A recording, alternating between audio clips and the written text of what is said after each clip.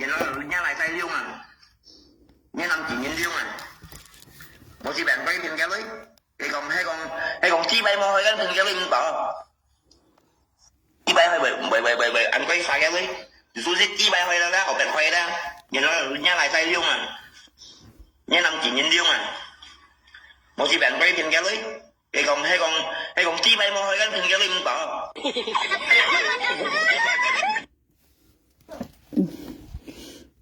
cái loại hình nha bụng ha mà cái theo nha đồng sĩ à liệu phải hay chết đi cả những con cái miệng dòng trường thông những dòng trường phân như là tiểu nhà mẹ chi à liệu chết đi cả nhà mẹ bốn nhân tiểu cho ngồi nhà mẹ cái chi bài bốn nhân tiểu cho ngồi những con nhất在昌trường chi bài ở bên là昌trường kiểu mà chi bài ở bên là những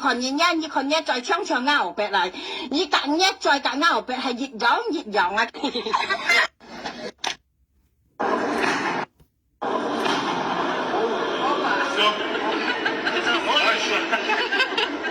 Это половина телевизора.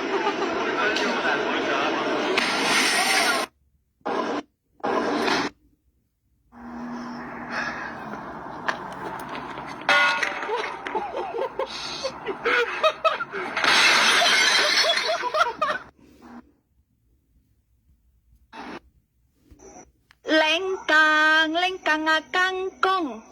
kangkong ada di sungai nasib kamu tak untung dapat pacar badan macam gunung ini parah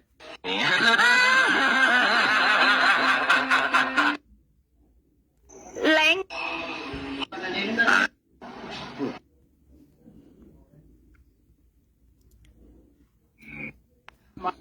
motherfucker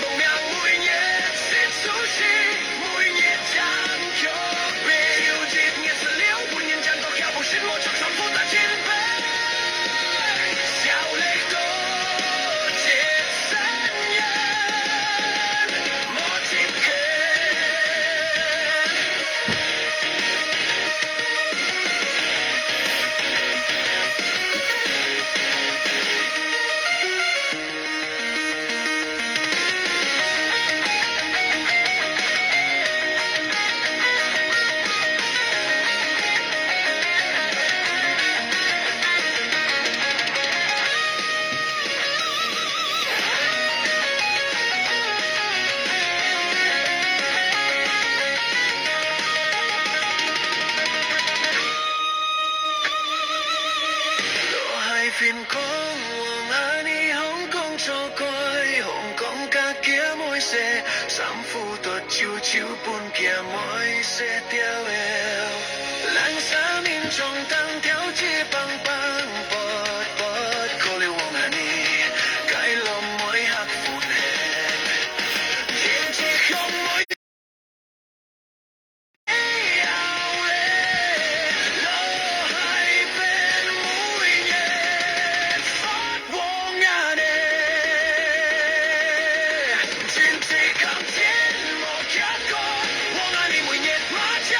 theo khi ăn cùng đang mùi nhẹ xếp số xe mùi nhẹ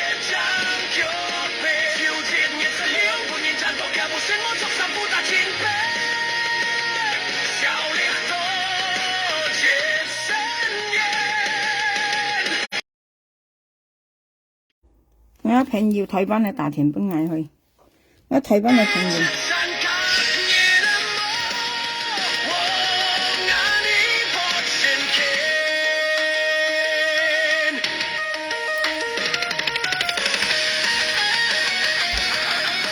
你普通話喊唔會說，你普通話，佢喊愛叻啱上啊，你普通話喊唔會說啊，你普通話喊唔會說喊全叻啱上嘅話，我你甲你講啊，普通話ơi，cái miệng ông nào ăn đi à, em mấy ông nào xiên à, cái chính sách em miệng ông nào xiên à, dia kỳ dia hắn mới số à, hắn tí xẻo đi dia nhìn hắn chỉnh lập ngã xiên còn ngay chính sáng còn nhỉ à, tiền chi mà hi mà ngày một chồng nhỉ ăn hiểu à, dia xì san bút ở bên nhìn con à, dia tiền chi mà nhỉ còn ngay dia còn cái một dạng một chạy bơi à, nhỉ còn nhỉ sao đó nhỉ anh nhông còn ngay chứ ngắm miệng sang bởi vì nhỉ còn phải à.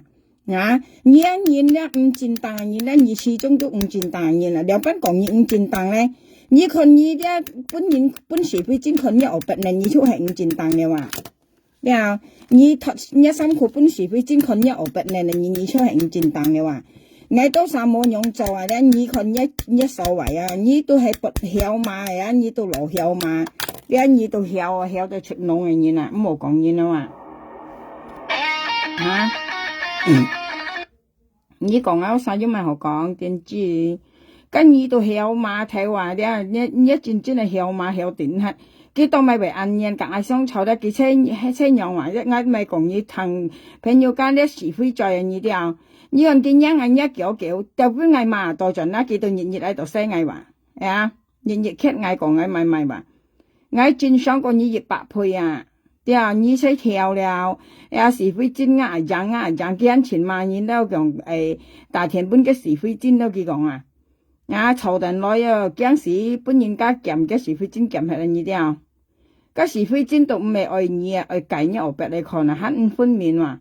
你為按啊，就集分鋪nhiên嚇，你多浪忙啊，人佢帶啲強連，你看啊，晚上講香港喺度，你看佢帶啲咪強連，呢是土嘅為你啲你是幫教嘅咧，你看晚上講香港喺度，人佢帶你條買鏈，跟人跟落嚟討教嘅你啲帶教鏈啊，你看佢晚上香港喺度，你看佢帶你買鏈，嗌乜嘢咧？是人家幫教嘅咧，你啲朋友家本人家討教嘅你曉嘛會嘛，你真正會嘛錄你啲你第一咧，cái mũ trâu phải xem con，你nhìn咧phải xem con này nhìn à。朋友間啲人咧都phải xem con à, xem con phải như là thì nhỉ咧cái dòng khẩn咧都曉嘛lúc như thế hiểu mà lúc à như con cái tao mày vậy ăn cắm nhận ngay đó với mày kia mua ngay ăn hồ à cái朋友間cái miệng水冇啱miệng水ăn hồ à所以佢被ăn cắm nhận ngay先用啊人佢咧ngay冇嘢佢咧佢到熱上個13點啊粒錢嘛ngay錢講佢嗱ngay正式嘛叫嚇佢到哇熱粒啱上個錢嘛ngay度啊你咯ngay寫知道唔係點知嘛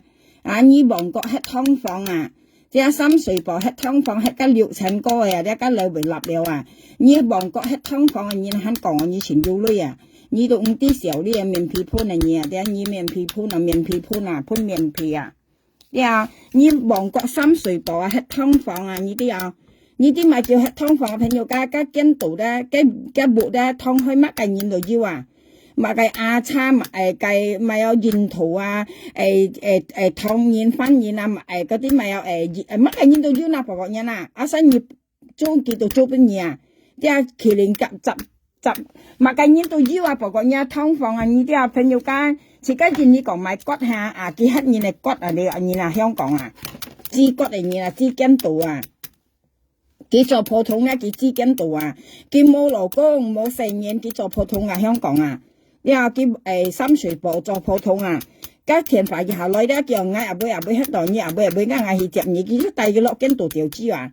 你買我俾你啊佢當買為一俾呢度咧佢看到是非真要女啊佢看到是非真做唔到啊人家冇錢章啊是非真係冇錢章啊呢啲啊係講香港是叫別墅啊嘛佢看到是非真錢章大家冇錢強啊錢要女人佢超甩明來商人甩出潮是非真嘅人我佢講啊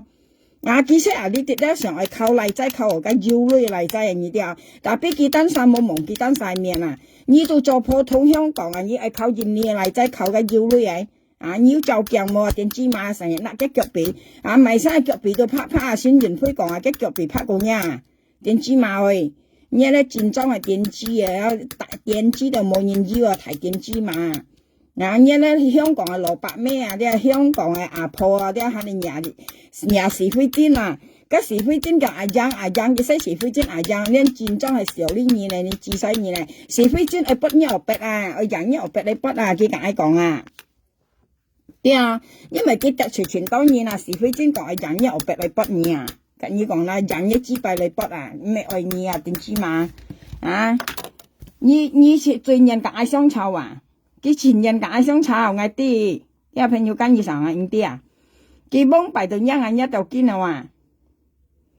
cái chuyện nhân lâu ai sống chào à hàm mồm yếu sang anh đi à hả cái bệnh nhân cả sống chào à lấy gì chạm miền giống được nó cái phổ thông mà giống à cái lò mồi lò cũng là này tiểu à nên nhân mày chú kẹo anh mình gì cái hơi đầu anh nhông à hơi đầu cái lò mồi lò cũng cái này cả cái tiểu chi à như thế mua sản phẩm anh như nào à chỉ cái lò mồi lò cũng à tôi hắn nói lời tiểu à như nào hắn chọn cái lò cũng hay tiểu à chỉ mấy cái lò mồi tiểu cái lò mấy cái bún cái lò mồi lò cũng tiểu kia à cái tiểu cái lò mồi lò cũng à như hơi đầu anh nhau chơi còn như cho phân phối như vậy anh chỉ hỏi như tôi mới vậy anh chỉ bài hỏi anh mình gì hỏi mà lô chỉ bài hỏi phổ thông mà ASEAN phổ thông mà ASEAN coi mà ASEAN bọn cọ cho phổ thông mày bún cá lò bạc tiểu nhỏ bạc phiên lò bạc ai lôi香港偏蘿蔔工人蘿蔔係女啊，像家蘿蔔咧，隔幾條枝咧，嘅質樣硬咧，叫到千斤零嘛，家蘿蔔千斤零啊，行嘅蘿蔔啊，咧叫鐘啊像比已經係熱格鐘200度呢，或者500度呢，咧叫到搬幾行叫嘅蘿蔔或者用任幾行又搬家蘿蔔行嘅蘿蔔啊，家蘿蔔係質樣硬咪甩少氣行咯。係cái蘿蔔真影響硬啊嘛，那最去自己些嘅蘿蔔咯，含個蘿蔔些蘿蔔咯，個蘿蔔咪揸斤零千斤零咯，聽用嘛？你啲蘿蔔自己調脂係真影響硬到搞嘅冇嘅東西，或者行嘅蘿蔔，你含個蘿蔔行蘿蔔，含個蘿蔔自己千零樣啊，啲是熱鮮搬幾毛搬幾難樣啊，其實從呢女喺香港識做呢話呢普通嘛，你香港係普通嘛。香港深水埗做普通嘛，你望愛你啊！香港深水埗做普通嘛，你普通嘛去朋友家，你普通嘛香港係普通嘛，你香港係普通嘛，印尼咪香港係普通嘛，你旺角深水做普通嘛，做普通嘛，做普通嘛，人時間係相炒熱呢度甩啱上講嗌嗌長個呢啊，你啲多百倍啊！你拿10年啊，你拿10嘛，你普通嘛，你拿10年啊，你普通嘛拿10年啊，你是保的2年啦，是非嘛是非在印尼交你老公用你就嚟做你阿婆你啦印尼是交個老公來香港交老公，而家佢交我夾隻老公啊，你只擺開啦，日到暗到簽印條紙啊，為小時按開你呢只擺開啊，拿10分鋪你啊。日到暗到簽條紙嘅，你唔知啦，即係乜計到後識埋我筆嘛，長埋我筆咧，東西咧，深水埗做普通啦，鬼馬睇我咧，最人咧，日到暗到講是非是非在佢支筆冇人掉咧，叫到講是非嘛，要填法律咧，叫到埋我筆啦，突然簽人條紙話，佢支筆冇人家買下，叫到講人是非話，一鬼馬普通嘛。日甩嘢係上講嘢，要咪後邊嘢講問嘢，要咪後邊嘢講，佢因為佢本係臭檔攤啊，你行食臭檔攤啊朋友家，因為佢只擺本是非煎看到佢講盡現呢本是非煎掉是非煎都解講叫佢唔係正式撈去大錢佢講計啲我白你筆窮人嘅上仍然含是非煎夾就撈佢大錢嗰嚟是非煎解講你為少你冇是非即係掉一支，你冇就鏡冇你就要買咗鏡去就一面冇你只擺是非即係掉佢咁傷咧講是非真假講你識爆講是非真假講你為少你冇嘢講結果你見買嘢啦，見買要集翻鋪嘢都係喺香港嘅佢講打電話邊一回是非真咯，佢講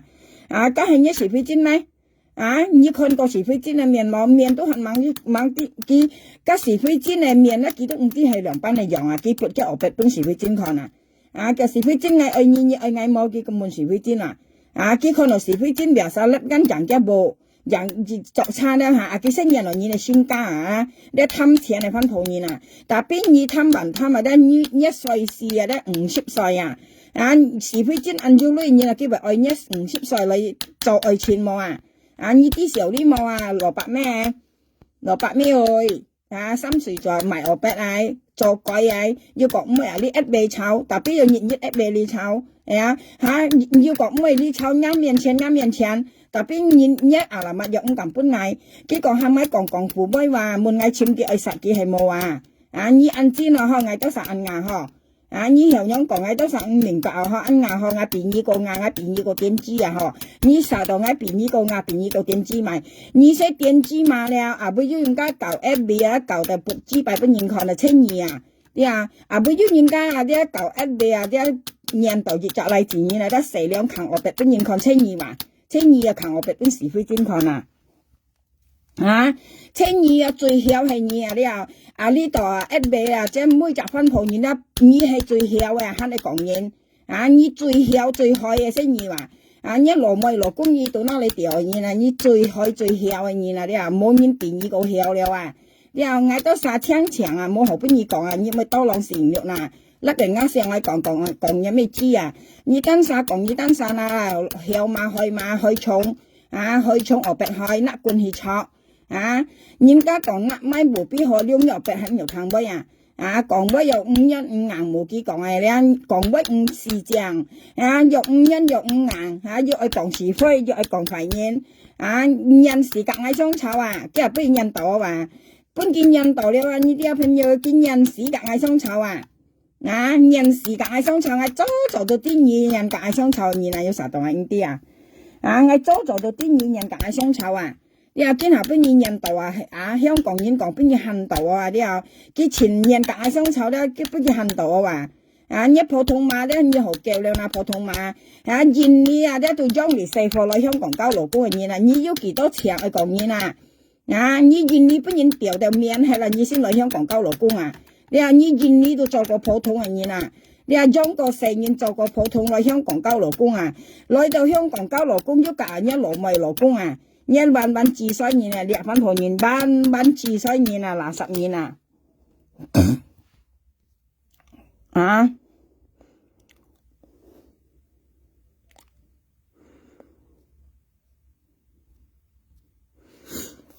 như ban từ chi soi nhìn là sập nhìn nhìn nè đấy cái soi nhìn nè đấy tôi cao lì老公用嚟四nhìn又做個普通nhìn你做普通做嚟普通又交勞工又用雜4年L 吃到來香港交勞工要搞嘅勞咪勞工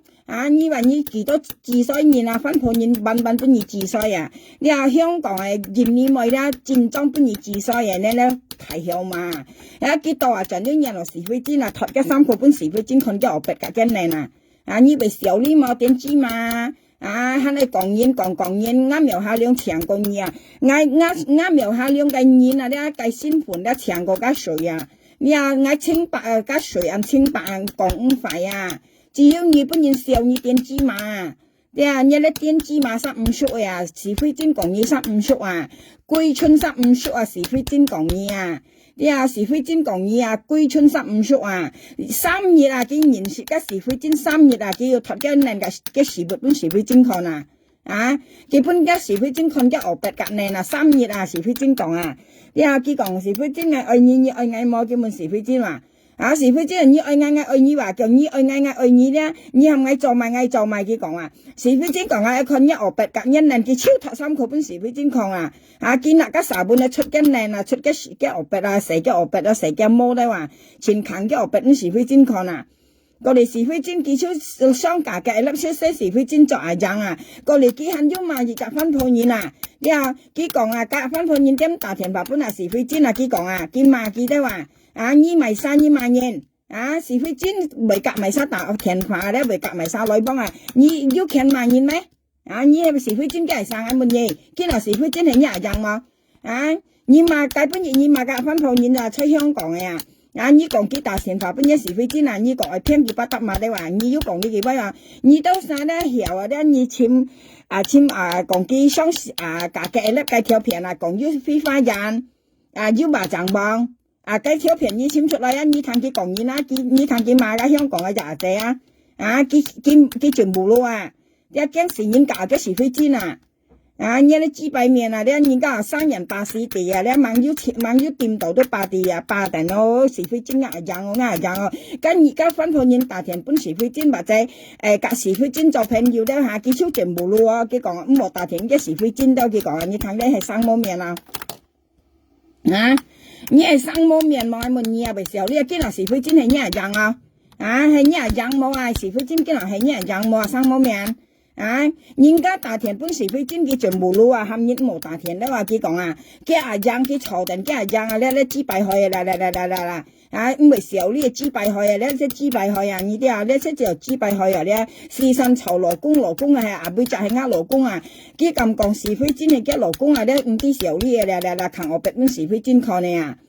扛嘅豬排本是非金看呢度咪夾人講啊，喂。你本一豬排夾人本是非金看你唔會夾人講啦，同埋啲你唔會講出現啊，同埋別人家何以前講啦，從嗌都何啊，數神地聽都何，你就前講發現啦，你當啥你認你用過4年認你喐就嚟去做你阿婆啦，跟嚟交回老婆了用你4年啦話，你唔會夾人講。你認你本人調你做你普通來香港交勞工跟又係做普通因為你咧按樣嘅人咧都係按樣嘅人啦，又做咧話，認你做個普通，過嚟來香港交勞工，一勞工時刻，跟下又係做普通你成世都係做普通你話你叫冇值得你成世人都做普通你普通嘛你啲你普通嘛嚟噶朋友家，香港旺角做普通深水埗做普通吃湯房你普通嘛認你。猛咗嚟香港嗰陣時出現你啦，就做普通做普通間到嚟過嚟做嚟普通到交勞工，到央宅嚟過嚟嚟香港要交勞工，嘅勞工時刻到教嘅勞務勞工過嚟見下嘅勞工時刻嘅勞務勞工咧又唔係叫佢要就去做普通見下旺角深水埗做普通嘛，你嘅名安樂先。今日我拿先過嚟一管嘅名叫安娜王愛你今下又同人名佢本人家啲度咧佢見改名你豬排開啦普通嘛，你旺角係普通嘛，喂朋友家你今日安娜王愛你佢香港做普通，旺角做普通普通嘛，你普通嘛王愛你做普通，王愛你旺角做普通嘛。貴嘛普通嘛貴嘛，望愛你不學白本是非金看，望愛你貴嘛普通嘛買學白咧，喂跟住我經常先上木上我搵半個鐘搵半個鐘可以，我咪有我去買菜咯，講我有啥費你咪多浪那望愛你，我都上班而講費。你等下到超市你設家超市你講緊超市咪超市我未講你要日本按乾淨都好咯，望愛你又幫白做妹仔到垃圾就堅熱撥學白本是非金看，見到落本是非金看嚟嘅學白咧都係是非金係嘅勞工意思你看學白，你看你學白咧你冇做你係勞工啦，你咪學白你看你佢按尖話去。其實冇乜度你以為本是非金掉啲都冇講過佢愛你我跟你講啦，你我跟你講啦，上一聲點知你佢意思本是非金看嚟嘅學白你我都講你係我勞工，因為你看你學白你看你學白你冇做嘅意思係一按分朋友朋友間設家單晒到衰到點喺度笑到點喺度講你嘛。trong như còn ai mai ngay siêu nè ngay bụt đi bụt cái ngày nhà cái 13 điểm mà你知道因為佢講嗌羅豬確蘿蔔咩啊，所以嗌撥嚟嗱撥一撥加本件寫嘢嘅啊，你知道你都唔有困力，人家佢到講盡講嗌咪講嗌曉去啊，你要嗌辦案戰上都好啊，你啊困人嚟再嗌困人嚟再加嚟自然吹過長加今日加打嚟咧，事實咧嗌別人手上菜因為搭落機咧，嗌咩潮錢冇意思啊朋友家，因為佢識拗啊，係佢煎咧佢冇嘢人咧嗌冇乜嘅啊。cái lưỡi mẹ ăn to ngày còn lưỡi ăn to đi nào朋友ca cái lưỡi mẹ ăn to à thế cái nhà ngày và cái mẹ ngày bốn nhân siêu gan à ngày mẹ chọn cái bốn nhân siêu à ngày như một ngày đấy朋友ngày都後悔và cái bốn nhiệt và總之ngày một mẹ kia như thế nào ham đầu đấy cái tiền chi à như thế nào hay cái tiền kiếm mấy nhà ngày à lấy ngày rồi cả như còn trong các bọn anh nhiều miền sẽ trồng đi chợ trồng điện như là các bọn anh nhiều miền sẽ trồng gì và đấy là sao để mẹ còn春園飛馬嘅嚇，我來咪成嚇，咁往一年面出場嘅話，為這樣朋友家對財啲貨很為過這樣因為嘅五官是這樣你睇説香廣東話講嘅五官是這樣對財啲嚟仔很為少，這樣個往一年你睇係講嘅皮空咧五官是這樣，木做冇得是這樣咁往一年出場啲貨話，你啲場啲男自然你咪男仔變身嚇，咁你我來咪名成嚇。係成成冇講家傳人會隔幾相湊咁望愛你面係本技術你啲朋友家望愛你係冇幾人將我跟你講你就係個將你男仔變身你啲講咪有我來成下咁樣係咪我來成你望愛你面本技術你係一蘿蔔咩唔啲時候啲話落幾人將嗬一面啲戰裝咪講你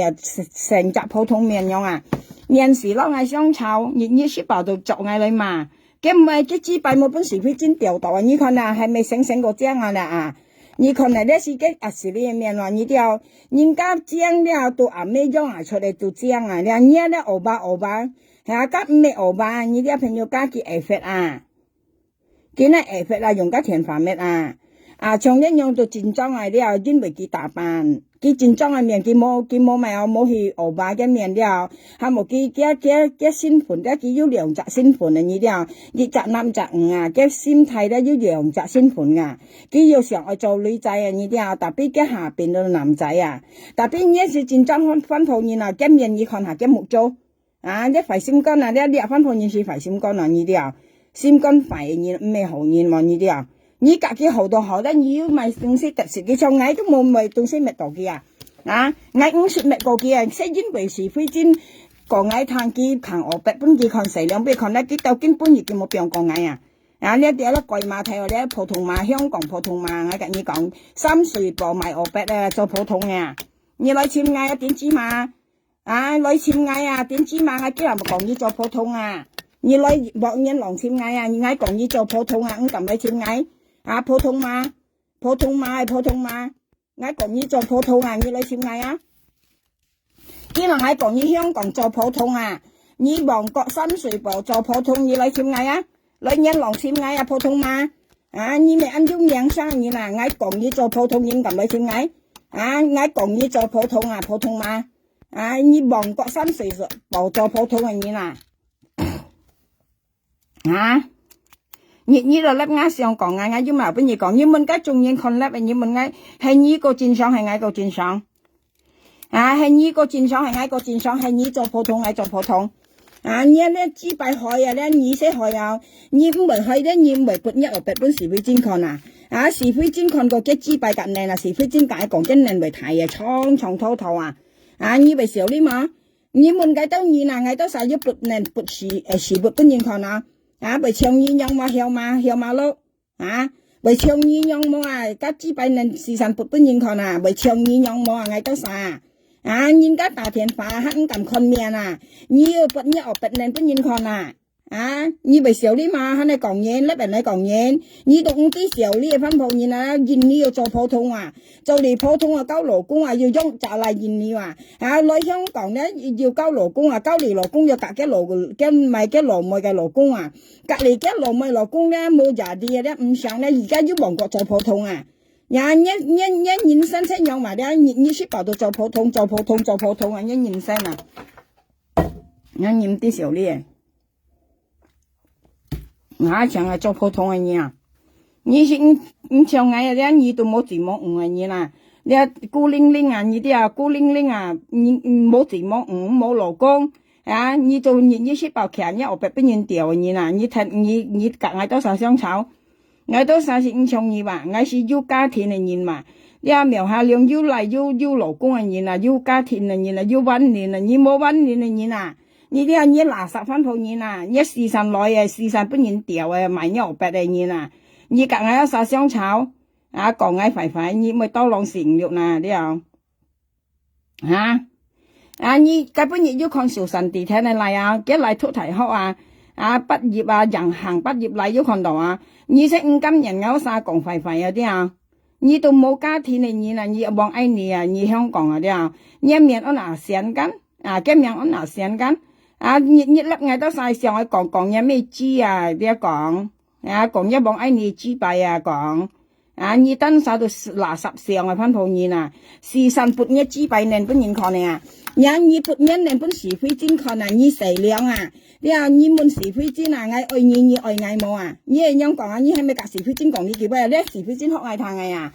你問是非真啊，愛你啊，你愛冇，你問是非真啊，過嚟是非真啊，你愛你話，過嚟你問是非真啊，你愛你咧，你係咪做埋係你係咪樣夾是非真講啊？是非真講下叫佢看一學不能，你小人送托衫褲本嘅看係啊。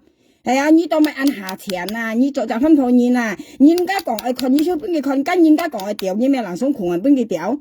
你識下錢啊，你冇你戰爭啊，你格普通話亦一樣啊，因為你做過普通啊，你東西唔用嚟保護啊，你賣衫愛看你本嘅看啊，你咧識普通話了。你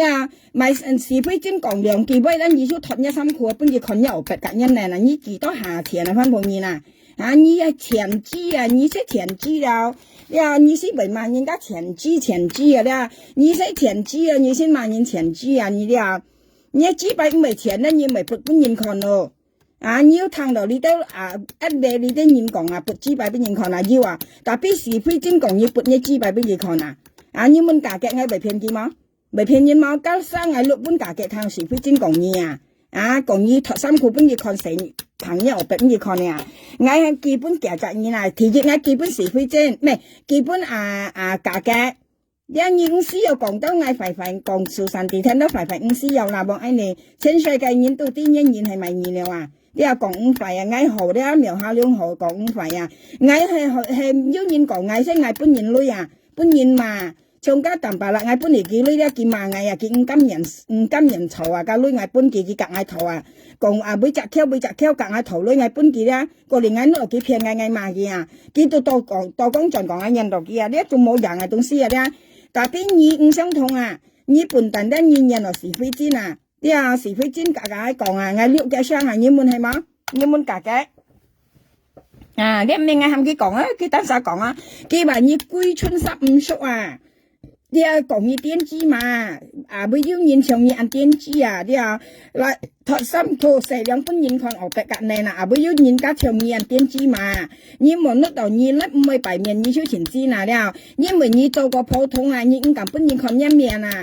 你看小三地聽周選下雙個衫咪落海片啦嘅面本就擺出來所以識戰上嘅分鋪人先唔樣但係邊二粒一面佢擺幾罐去擺很多時擺很多面幾罐幾面識擺很多家係一面冇你擺一碟面出來都未講過係一面你未當咪咧你拿你嚟上拿你嚟上嚟擺起一罐度家唔係你幾罐喺度咧佢擺一面先用擺很多咧朋友家擺很多時樣當咪你唔敢揾隻面擺出來你做個普通咧不驚本人引導下普通嘛你做個普通你普通嘛嚟普通嘛你做個普通你肯定講嘢你做垃圾你出場晒腳大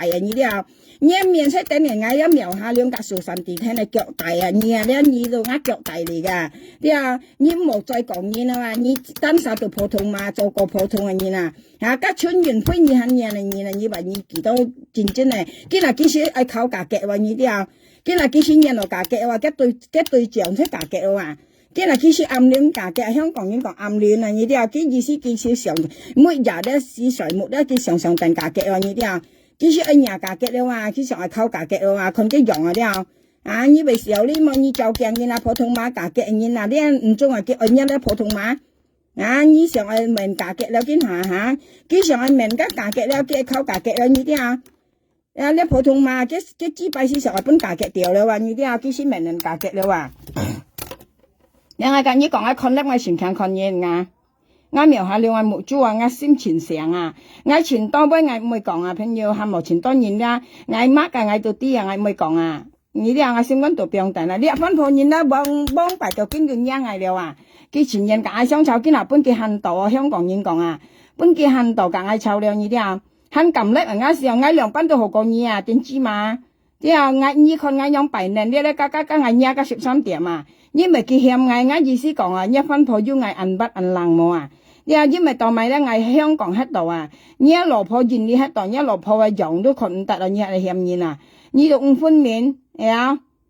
那人家上嚟講嘅咧，啊，你識普通話嘅上啊，你識咩嘅面啊？見下嘅阿官拜咧拜熱殺啲人用拜熱殺話，成年咯嘅意思啊，啲啊拜熱殺面啊，見下嘅阿官咧拜熱殺面啊，意思成年啊，朋友家成年係出嚟真係啲啊，意思有晒佢啱本側面下，呢大肥了咳嗌，呢大肥了咳一叫半年話。有時講咧，即上個時飛真樣啊咧，大肥了叫半年話，日子拜面咧，看無知弄落劑啊，看得啲都叫冇沙拉乜，呢每杯人含個無知弄落劑而看啊，個無知弄解講啊，一條嘅咩咧普通話，你含個無知弄落劑而看啊，啊！啲大田牌係無知弄落劑啊！啲冇沙拉乜啊！佢多下陣咧，佢夾個三秒，夾呢個咩名啊？個三秒村員飛講夾無知弄印度嘅啊！佢每杯啊靠田本無知弄係無知弄落劑，而看嚟咧無知弄落劑咧叫做強牛白啊！你條嘅咩咧冇沙拉乜嚟分鋪面啊嚇！佢計個無知弄係劑你看啊！每杯也大田係無知弄落劑而看啊，無知弄有散記得啦，無知弄啊，每杯也係無知弄落劑而看咧，叫做強嘅牛白啊，佢到講陣啲隔村員飛講叫無知弄印度嘅啊，呢豬閉面啊，呢係貴馬蹄話計年嚟再嚟看啊，有50件呢本無知弄啊，呢豬閉面啊，每杯也大田係無知弄落劑啊，呢豬閉海啊嚟貴馬蹄話，嗌問無知弄夾嗌講啊。每杯也大田係無知弄落劑而看啊，有散記得無知弄啊，講計隻照最先啊，落樣去啊，計隻照最全人識照啊，大肚係無知弄啊，我記得6嘅生晒人踢氣啊，你知敗害你啊，啲含人落劑落嚟，佢又唔會笨人女話，佢冇笨女啊，大家無知弄係劑嚟看啊，你知敗面啊，一普通話。人時隔嗌香草，見下邊印度，本見印度啊呢啲啊，佢不嬲都係隔嗌香草啦，係無嗌唔會講啊，點啊新聞度啊，然後佢見下佢呢度啊，下佢被顯示啊，新聞度被顯示啊咧，要對象啊，要炒啊樣啊，佢上係大家村員會再看村員會將啊為事啊，因為當咪村員會唔係本嘅看嘅災咧，朋友家係講二趟啦。因為村員會唔係幫佢抗災嘅原因咧，佢咪有佢驚離邪理啊！呢個村員會驚離邪理啊！因為驚離邪理間大家村員會跟大近愛錢，佢問吞事，但係佢上係靠緊村員會啊！呢個村員會跟5條咯係冇啊！佢啲嘢演一5條叫啊！介紹咪有呢個咩名啊？呢個咪有離邪理跟條架佢叫。仲有咧，用係貴碼頭咧，佢咧你又夾佢5毛用下，佢留上病院啊，佢唔係夾你講人多啊，你啲啊特別離邪你跟唔係離邪你嘅人咧要價咪有要價咪有計200萬你啲啊，離邪你跟唔係講唔係你超難上病係超貪錢用佢跟唔係，特別呢啊貴碼頭是為話，又佢唔係你佢留上病係貪錢萬你啲啊，所以咧你計含無知弄落劑你看啊落本半年啊。無知弄啊！你落劑你看佢每日大田係無知弄落劑啊！吹過啊朋友家我們無知弄講笑係佢講妖嘅嗌啊！你係知白面啊！落劑本係無知弄落劑你看啊！你貴馬蹄話冇啥難乜啊！呢人啊！啊，切家曉就講緊曉，切家開就講緊開啊，切家錢就講緊錢啊。如果你唔會錢啊，你朋友講，像今日佢講壽山地天錢資啊，咪晒講出佢講啊，因為佢唔今年啊，佢可能冇記得隔到佢啊，佢人家講咪愛滅佢散啊。佢就講佢錢資啦，隔到蘿蔔啦，冇幾個後生幾個落，你識唔今年啊？你講出樣嘅話得出唔今年啊？佢羅配唔到一啲啊生出嚟，冇記得冇險嘅，係冇啦。咁咪為你嚟險嘅啦，咪啲你唔今年嘅啦，你係唔今年嘅嘛？佢啦冇機會隔咗壽山地天啊，佢兩三未落啊，你都應該咧留嚟看，祝福嘅，唔係猜佢啊，咪啲你唔今年啊，你愛冇機愛唔到啊，因為你人冇機人唔到啊，唔係係冇機係都唔有錢唔有緊你啊，你要買幾百你都買俄幣嘅你啦，香港啊，你都買幾百你啦，冇機搞你要買東西。係冇見我都更加壽山地天啊！你又起碼叫咗兩隻嚟啊！你壽山地天要兩隻嚟，要熱份工係正正常常要集翻鋪面係你咧都做普通嘅你上係長冇機啊！你上係講緊冇講壽山地天快，你上係人落冇機，上係長緊冇機啊！熱咧講一冇人冇隻嚟滅緊冇機，滅緊壽山地天嬲啊！冇可能啊！你講幾兩沙打風都打唔落啊！冇機隔壽山地天兩沙咧打風都打唔落啊！你講乜計啊？都定幾冷啊！熱百幾定幾冷啊！唔接鬆啊！你兩班都破費唔到冇機隔壽山地天嚟撳錢啊！你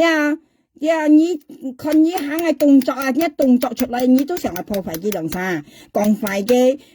未呢度加你看啲兩沙行今年啊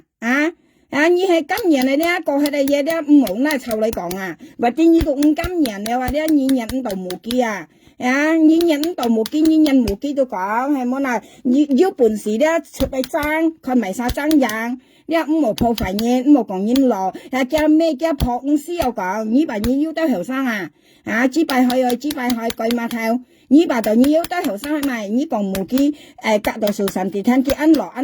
你意思係咪嗱？一墨術係咪嗱？你未別生前聽講你幾位墨術係咪？一墨術咧，你識五金人嘅嘛？你五金人壽山地天你按號名冇機會愛嘅按樣班你識係行嘅話呢切家識係行嘅了切家識長嘅樣做好嚟唔好講廢言，你幾百載唔好講廢言，要認為真上嘢，你見喺度講廢言，得鬼可能你很驚大輪胎鬼可能你你喺度叫媽子。你叫媽子你人像人樣嘅子咧，本叫調你跟人兩筆嚟調你，喊咁講是非真係一樣嗰是非真係咪配唔知多年後水嗰是非真就要你嚟你少嘈但來是非真一樣，你後邊按經貴係咪你話你知幣按經貴係咪？到咪以為咁講是非真係一樣咧？朋友講係問你如果你冇買東西本是非真看到你咁嘈是非真一樣冇識經人嘅知幣本是非真看叫做嘈是非真嘅一樣你識五啲時候呢然後咧意思嘅我本是非真看嚟了，經人本嘅看嚟了，意思你看嚟知幣夾啱嚟你都係一樣嘅你面皮鋪你嚟你買緊我筆你嚟你做緊普通嘅你買啥看都別啥了你知幣錢你錢資你知幣錢錢資抗災你嚟災人唔到你不災抗時辰本人看你有筆你知幣時辰本人看你點知嘛？喺你講嘢講快你知幣時辰本人看你都撥學筆本人看你你冇着褲嘅你冇着內褲嘅你因為喺度咪講佢冇着內褲咧，竟然你都撥嘅知幣本人掉本人看你佢又不時着內褲你課錢冇着內褲你你啲學筆要下來咧做脫褲記得做普通要下來咧就脫褲調脂調嚟脂板類加要就加要來要調脂要板類要就加要來要調脂板類要就別別扣攤嚟氣行一句碼嚟㗎，人士咯係雙臭冇實物嚟見人士假雙臭普通碼啊，韓國迄個普通話，個名咧都按哪聲，個名個正式嘅名按哪聲，佢印尼咧都交老公，都做普通，都來香港交老公，個老公時下都教個羅妹老公，過嚟個羅妹老公自己咧都冇結果，啊，今日要分到盡做普通啊，朋友家韓國啊，深水埗做普通喺劏房啊，啲你敲到時下講係你喺講擁有擁舊啊，你講嘢之敗啊，你擁有擁舊，咁唔知為嘅劏房隔離有舊就過去一計冇啊！呢啲啊劏房嘅劏房間隔離咗有人或者要人擁舊擁有啦，行出街喊佢自己看啊，啊佢隔人家撞舊撞有啊呢啲啊，喊佢看下張被已經係你隔嗌強啊黑間，你隔嗌強啊黑間，啊嗌行去買東西，你隔嗌看下間有舊好冇嗌咪第二，啊佢出講係佢擁啊呢啲啊，你生冇面啊！你都買俄白的你啦，你做普通的你啦，你擁有擁舊你為少啲冇啊？冇常常講啊！你普通話熱切爆到講人講快快啊！嗌唔快講唔快啊！你們家中人啊，你看叻嘅人啊，你們見啱描下兩為快嘅人嘛？啊！嗌快嗌識本人女話，啲啊嗌本人家女人用啊，啊樣圈係快冇嗌乜嘢，本人女係快冇，但邊意思唔同話你買紙幣嘅人話。你做普通嘅人啊，又唔相同啊！你又唔會講嘢都冇事情嘛？你做普通話喺香港係貴碼嚟噶，你們咧你得阿姐啱描下兩為廢嘅人嘛？嗌似我熱啲兩廢啊！嗌做人老婆噶做人阿咩咧熱百分過超啊過比啊！嗌老公講啊，你又嗌四方嗌老公唔食餓到熱餐飯啊！嗌每日咧叫鐘到做賬本幾時啊？啊叫鐘愛做埋到做埋啊！唔識講誒咪有。本老公啊，來自賣嘢啊！你咁講嗌講快嗌，因為幾多咪講快嗌咧？我近有啥講朋友間，因為嘅紙幣冇本是非金掉到啊！你又叫本是非金掉啊？是非金間要摘落兩三摘落嘢，咩熱摘兩三摘啊？見那個紙毛去捽嘢啊，那個檔褲去貼嘢啊，立嘢啊咧，個夾摘落嘢咧都喊是非金撈佢扎大愛錢啊！你哋啊幾度？都那到是非金錢要你是非金間條沙幫擺粒間錢係揸木樣作差呢啲啊過嚟要人家木咧幾聲人同人嚟女人呢啲田一啦田二嘅後壁又係去啦嘛，兩人是非金啊，幾到現正是非金話是非金到自己講聽話話，幾早講啊叫是非金嗌愛你愛嗌嘛，基本是非金咯是非金講愛吧，佢講你愛嗌愛你話，叫你愛愛你你係咪做埋是非金講嗌困你成兩嘅，你托你衫褲成兩嗌困你牛白格嫩，佢做衫褲托超超話，托超超咧見大家今日個茶碗咧就出緊靚啦，話緊靚為題集是非金解講啊，為題集創套緊靚前題集是非金解講啊，叫結成烏套出上個新店咧難用啊，然後家本熱嗌嘅聽埋晒。基本嗌講，我們嘅家係晒難，佢講新啲，咁啲係晒基本嗌講你啊。啊，今年出上幾話，唱冇異樣啊。過年咧，佢我們是非金講，一再要硬啊，是非金講，你不抗啊，就係佢嗌話，是非金嘛嗌不抗啊，我當咪啦。叫家間落嚟條硬啲講啊，硬又冇硬。啊，佢托超本是非金之後，看是非金係計真係冇硬啊。你為時候呢嘛，香港係盡係本嘅屌。啊！日本橋掉啦，呀三叉路啊，窮啊，一時沒搬一橋掉啊，點知嘛？啊，過嚟是非金嗌講間嗌到問佢話，我幾多年是非金講兩年啊？啊，幾多咪為商家嘅咧講是非金嘅人咧，因為佢乜度咧跟人嘅俄白本是非金看嚟了啊，而先要看嚟啱俄白人咧嗌到坐你係啱人坐定女先啊。呀，你都三冇講是非金係一樣，或者你冇講係靠是非金嘅話，嘅意思係咧，你有三冇靠是非金啊，啱是非金係啱樣嘅話，啊，你即面皮鋪嚟然後咧，你貴碼睇話做緊貴嘅然後唔啲少呢啊，一見埋緊俄白嘅然後唔啲少呢啊，你坐定是非金嘅老公啊，你坐定是非金嘅老公啊，佢連是非金係上恨冇啊，朋友家佢是非金係上嘅恨冇啊，特別佢坐是非金係嘅老公啊。你為時候你嘛，過嚟結是非金解講嘅六度嘅商係本價嘅，啊，本份因素，本bằng就咗，啊，基本bằng就咗，本份因素，本基本價嘅是非金講嘅托三褲強我俾你看呢啊。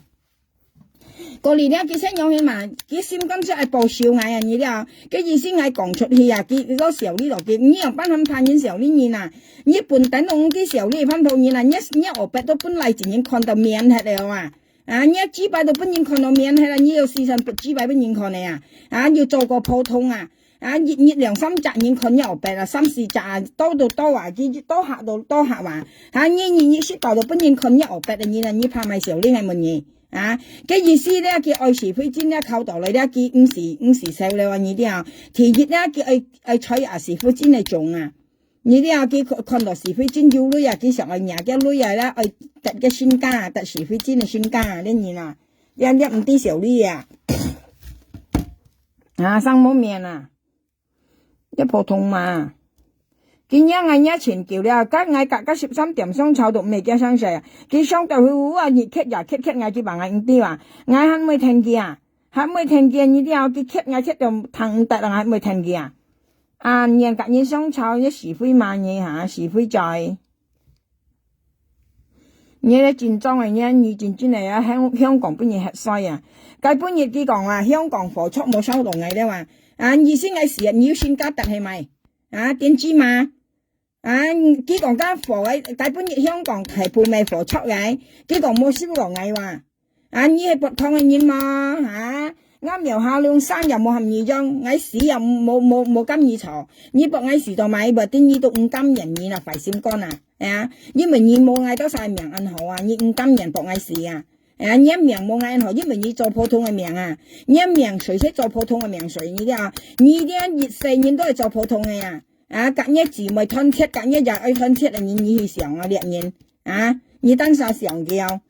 你識五毛人啊啲你五毛人出嚟收好啦呀！你隔本日去選苗拜選照嗌都上五啲萬多啊！照嗌照嗌家話你照到你識得等晒你照到你咩照我嗌佢講嗌照你到咪你咪照嗌唱你300支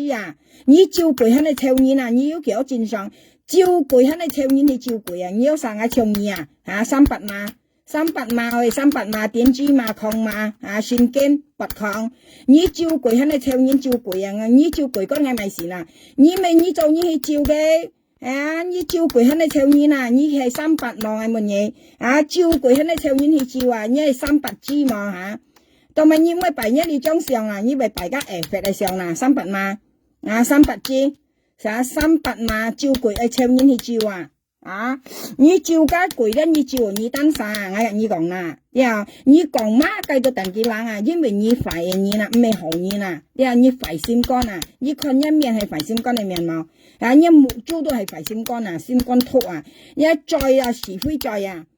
你都是非嘛，是非在人講是非，你識報到人相吵你嗌五啲多叫你雙淡白啦，你講嗌講啲多叫，你看嗌財你冇嗌講聽緊喐妹到咪你幾百人去你講喺度咪你雙嘅粒講又咪普通嘛單殺做普通又講嘢你粒普通嘛，亡國做普通普通嘛亡國做普通亡國做普通嘛，今日安樂線你現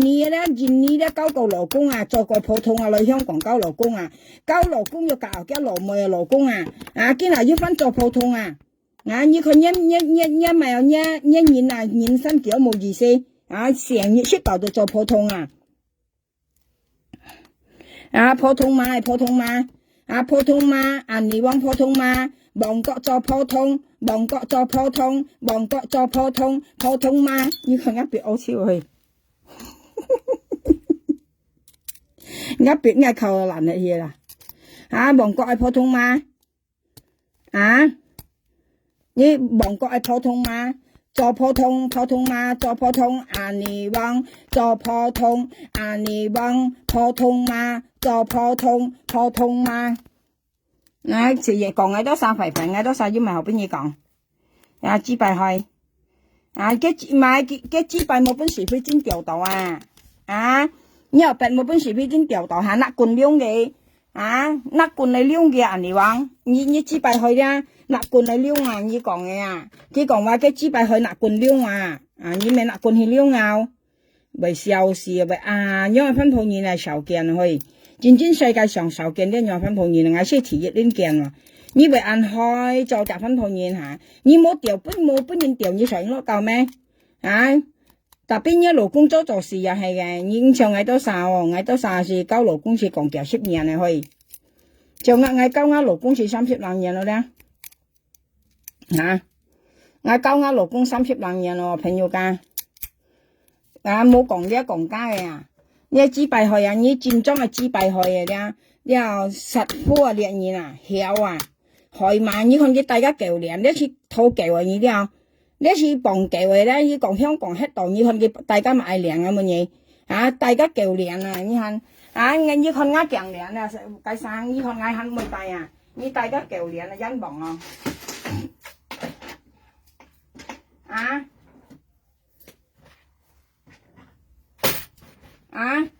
我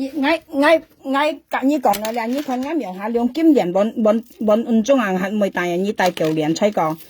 吹過大舊年，你看佢，朋友家未吹過大舊年啊。今年都冇啊，帶舊年啊，計得咁白面出來啦，吹過片嚟，嘅呢度穿到添，今年還冇帶舊年啊，你看吹過啊，你真忍望做普通做到，你咪今年帶舊年嚇，你看啦，苗下兩個今年還冇帶，你看啦，表喺角落頭去啊，我本我嚟帶我嚟跟提了，我帶我嚟圖書館帶，帶我嚟都唔會啊。你看今年啊，變超唔大啊，很前多我間用啊櫃桶我老公係咪冇拿出來啊？叫拿出來明咪係啊，本來係啊拿出來明明先，家本人家落木睇佢做事哦，你看啊，今年很前多你帶舊年吹過，冇金河帶舊年，你看啊，你是本舊帶咧，朋友家，你是綁舊嘅咧，你都要綁舊嘅，你講去香港迄度啊，你看你講叫香港迄度咪豬擺都冇啊，香港佢馬計啊，豬擺啊帶強年都係帶土舊嘅，而舊索啊呢啲啊，堅係堅很前貴啊，我呢條強年都搵200條啊，你認你女啊，未收市啊，大家用起嚟舊年啊，帶你點知嘛，你冇買價你帶你冇長間喐賣哦，買價金帶哦。你冇長家普通嘛，個台灣人喐賣啊，帶價金哦，帶真實嘅呢啲點知嘛？你仲冇本事買了，我跟你講，講價8條啊，10個萬呢啲啊，你有本事買？講嘅舊咧，買得你講幾百啊？你後邊咪搬個600條包hết咯，你啥得那10個萬你一舊？你真想講發射乜嘢咧？發射真，你看一再都係發射，你看一再都係發射，你看你多浪忙嘅在，你看啊，你看你多浪忙嘅在，你看下啦，冇成牙齒冇到跌單，你看下啦，垃圾上你分鋪是垃圾分鋪嘢啊，垃圾啊，這樣看啊，你唔知咪説來説豬蹄廠啊，幾炒半熱粒人來啊，説個豬係計廠啊，你啲個豬屙屎嘅條廠，見哪嚟説啊，從一再説一豬蹄廠在你啲啊。説一豬屙屎嘅條腸啊，咧嗰啲叫豬蹄腸啊，香港人講啊，我有時皮到嘅豬蹄腸嘅梅咧，都長嘅樹梅啊，咧我皮到一邊就是啊，你見得嚟説啊，你香港意思本咪説豬蹄腸，香港嘅小字甲不能咧，呢度説嘅豬蹄腸啊，你看嘅再説豬蹄腸啊，你看下你垃圾上啊分鋪你啲要説豬蹄腸啊，你人嘅牙齒你看啊。你看到啊？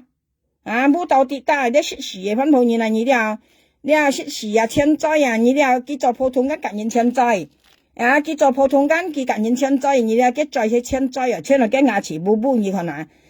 佢笑啊，尖啊，食超啊啦，你或是要吐啊，你啲啊，你有啥攞佢調資未報道啊，你冇搞啊，朋友間你都啥調資啦，去帶棍冧下，去帶棍冧啊，你啲朋友間你冇帶棍冧咧，你再未報道中啊，跟你講啊。你看你今年還冇帶舊年啊啦，你嫌人哋帶舊年，你看啦舊年啊，你是幫擺印尼嘅人咧，偷舊嘅你啲那偷舊嘅，可以朋友間你啲啊偷舊嘅，帶金冇好帶啊，冇女好買金帶啊，帶啲外人自索啊你啲喺你講人嘛，講人咧，依嫌人咧唔係抹計話。你都唔啲時候呢分鋪你話賣俄幣嘅，你香港做普通嘅啊，你做貴嘅，你香港賣俄幣嘅你啊，你喺度講啊，你強乜都唔啲賣嗬，你都做普通嘅你啦普通嘛，你做普通啊，做普通貴嘛，你往冇本來是非真調度，作嗌嘅出現熱落粒上講嗌咪講咪，你們得多啥，苗下兩要咪後邊嘢講啊，我要咪豬咪後邊嘢講啊，我唱嗌用係嗱，我繼續扣跌去嘅啦。我嘅集批咧，你都有講要集人嚟批跌去啊，帶跌去，唔知就係冇去簽到啊。cái nhập hay都錢貴啊，特別攤係氣啊，點特別過係氣要看到啦。佢跟住入係人嚟啲朋友㗎，特別跌係氣啦，攤係氣跌係氣啊，啊，我很每大我都唔會數吉大啲東西含到拿嚟搞笑呢啲啊，啊！你到今年都冇學大啊，大家舊年你看呐，喺你講起ăn mày哦，我被餓死聽到啊！你到粒啱上人時間愛香草啊，你咧普通馬格愛香草愛失身份啊，呢啲啊，你貴馬聽埋我白咧，格愛香草失身份啊，你寫啲嚇，人到是非金啊，人到是非金嚟本是非金掉。你喺你大呐，你幾百歲本舊掉呐，你按海啊，你按你往你幾百海啊，你將就太就係舊嘅掉之是啊，啊，你按幾百海咧，你先將我舊嘅掉啊，啲啊，你本舊掉呐，點知嘛？今日其實暗戀價格啊，你客家話嚟講講，啊，你應講暗戀價格，其實愛有價格呢啲啊。啊！你們價格如果佢係愛有你咧，你們佢要女啊，含佢幾300條本嘢。啲啊，你到真講含佢幾女，你係講幾倍愛有你咧價格，你價格講愛幾300條，月鏈講300或者500。今日佢看到價格作差咧啊，佢都愛有價格話，你咧長年你冇本年嘢咧，啲長年咧。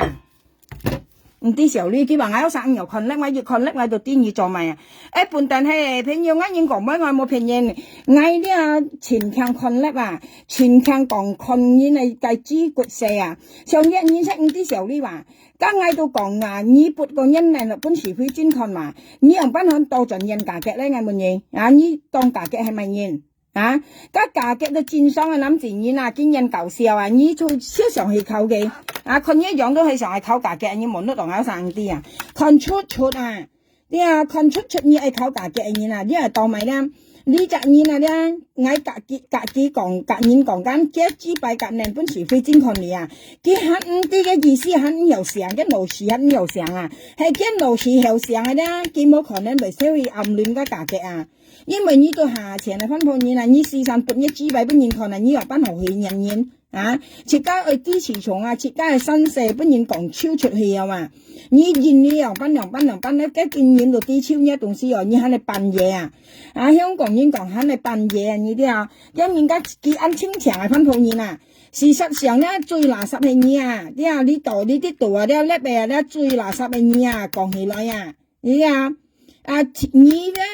很要責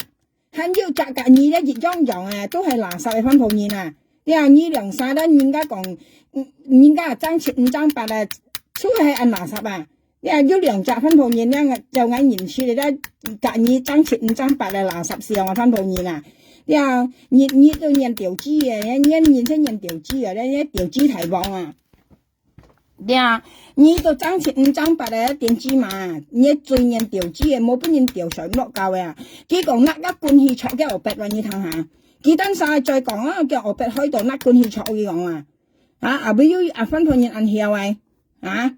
喺你講人家撥靚啊，我撥靚到搞笑，但邊你都曉到咧，一支幣下到甩罐裏錯嘅啊，佢講叫我白開到甩罐裏錯你睇下嘅。佢講啊，朋友家咧咩嗌講啊？佢講啊，你們價格要人嘛？佢想加價格咧，佢講啊，按開始甩罐嚟錯佢講啊，或者佢每杯人甩罐嚟錯嘅白啊，本人掉肯掉啊，肯甩罐去錯啊，你咪少啲嘛，就集分判人講出人樣嘅嗌多晒講快杯啫，都講笑，講得嚟笑，講得嚟笑，戰雙講快杯，但邊呢個我白開甩罐去錯啊，或者你都每杯人甩罐嚟錯嘅白嘅嘢啊，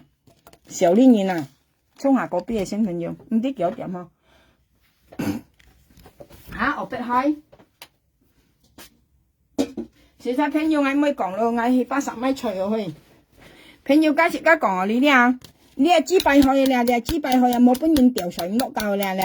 今日咧佢上係靠價格了，你佢上係靠價格了啊！我近有晒講啦，我看出價叻嘛。一今日佢冇人紅嘢啦，佢人價格了啊！你係近你講啦，朋友家今日佢先嘅都係上價格，每杯啊佢上冇幾多上我價格了，我近你講。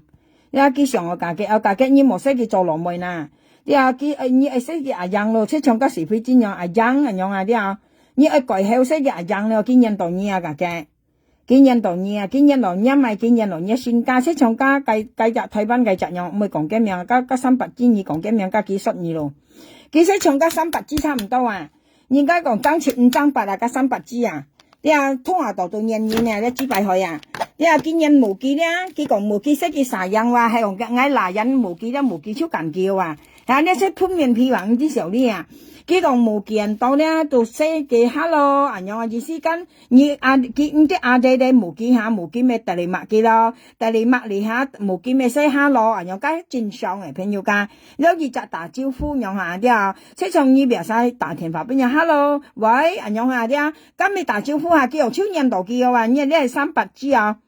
啊，即係似今未用講費嘅咧係300零嘛，啊，安樣 hello， 安樣超人道嘅話。啊，你係300啊，你人無記對人無記啲啊，唔好阿拉山講無記人嘢，你笨笨係人落無記啊，你人落無記啊，你啲啊，特別無記咪緊你嘛，係嗌做無記啊，啲木珠啊，啲濕啊，嗌都緊數神地聽啊，因為啊啲數神地聽，你嗱3D 善良啊，你睇下你嗱啲最緊要咪咧，最緊要係緊嘅3D 善良啊，即係長人用300婆咧緊你當咪仔，啊，你說白到講是非啊，係嗌做無記人多啊，啲木珠實喺度講數神地聽啊！你哋啊最基本啦，經人學善良啊！你睇下啦，善良啊，3D 善良啊，延伸出去做3D 善良啊！長人有支擺開咧，你出白講快嘢，隔人相炒嘅。啊，熱身嘢嘢嚟，本喺度唔會啊，我做嚟真喺度唔會啊！啊，咪收喺舊老婆舊啊，長人用去講啊！咪新人鄧老婆舊啊，長人用去300支啊！你出白嘢是非。隔人相炒閃是非，嗌係無見到啊！應該有破壞啲個無機近落啊數神地睇落啊嚇，幾兩三冇鹽落都得啦，冇最主要係無機冇鹽啲落得，你唔需要講咁多支擺俄白威啊！聽你講啊，你唔需要講咁多支擺俄白威啊，無見到啦，為近落數神地聽啦，為落咧加幾兩三愛都好了啊，唔關你事啊，你唔需要險人落啊！應需要啊，阿生記無記冇險記落粗口啊，或啲咧你險無記咧，數神地聽配五嚿記咧，或啲咧你上係無記近意下，啊生冇名，啊你支擺撥個靚啊，唔使講嘢啊，啊落係偏講嘢啊，你支擺撥個靚啊，你支擺你本人條劇佢本人調啊，你咧超風支擺啊，呀你咧超風支擺啊啦，超風支擺冇人調啊支擺啊，你做普通啊支擺啊啦，普通嘛，你啊愛講嘢。啊，講嗌，我要埋邊嘢講嗌咪脆咯，嗌不離晒藥咯，朋友，嗌叫中我，我係咪脆咯，啊，講啱上出嚟講嗌曉講嗌開，你都唔啲啱描下兩個意思嗌啱嘢啊，你要嗌熱白按正常都好咯，點知嘛，你都潮風不重啊，做普通嘅嘢喺你講嘢嘛。啊！你都做普通嘅嘢啊，你真知啦，你冇得落嘢唔掂一嘢啊！你認你要交你老公係啊，交你老公將來4年來香港，你按樣你都輸嗌啦哇！你又起碼嗌未仔來香港交老公啊！你啲啊嗌到未仔來香港交老公，你來交老公到翻頭年了啊，到本年調你啦，香認你本年開年又白了啊！你啲你喺你講嗌多少快快，係冇啦，嗌多少次。未仔嚟交老公啊，嚟香港交啱老公啊，啊，嗌到清白個嘢了啊，你認你咧就本人家調面係啊，啲調養4年啦啊，你先係騎嚟香港交老公啊，啊，交老公咧要老公要本人黑時黑啊，一黑星啊了，老公要本人黑時黑啊，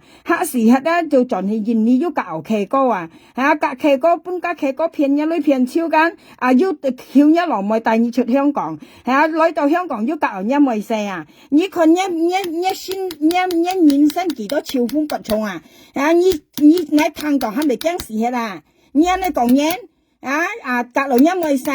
隔一咪四隔你調轉一落咪看到下歡喜氣，過嚟隔一班人咩一隻一落咪都吞車，隔一部卡人吞車啊！過嚟咧吞兩下，見下咧記住按鐘話要咪有隔到是非尖話，是非尖就硬上咧講硬話，過嚟是非尖咧講咩計大錢啊，意思計嘅鵝白啊，計人哋筆嘅啊，見咩嘅夾就老年啊，見那個短褲啊，那個芝麻白變個老年嘅面喺度去啊，個老年含個是非尖炸撈嘅大愛錢啊，過嚟是非尖夾嗌講嗌到撩個是非尖嚟生咧到基本價嘅，基本好多責任咯，基本繁衍數，基本忙咗咗，記住不壓話講嗌破壞機嘛，過嚟記住熱咯，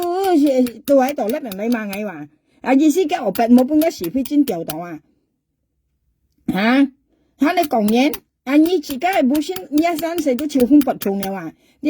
潮風不重嘅話，你話到你安正啊，佢擺面擺熱殺咧，樣擺得咧，樣擺殺咧話你看一面啊，嗰度穩紮啷啷話你擺熱殺你擺咪只擺嘅乜嘢成年樣係意思你安正你看一面都穩紮啷啷嘅話，你一計本嘢上個姑爺叻嘛，姑爺係咪生係唔說咯，朋友家喺度聽朋友家學藝聽佢咧都上個姑爺係叻嘛。你鬼馬睇我啲普通馬啦，香港係旺角做普通啊，你旺香港旺角做普通啊，普通馬普通馬深水埗做普通嘅，佢咧到上個姑爺啦，佢上姑爺啦間，過嚟咧嘅鏡頭咧都向度嘅唔得，因為暗個鏡頭話，佢唔啲人度嘅看到，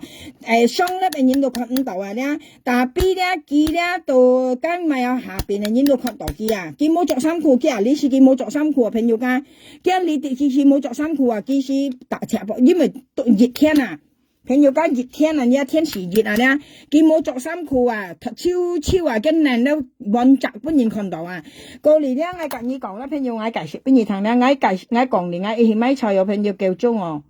家冇買啲菜好買因為今下冬天你啲香港我買菜又冇夠，家下冇，我買5我買我荔枝係咪買5我驚冇好買但係我簽嘅張相先你分朋友結唔係輸你好心意你我都晒冇咪好本嘢講，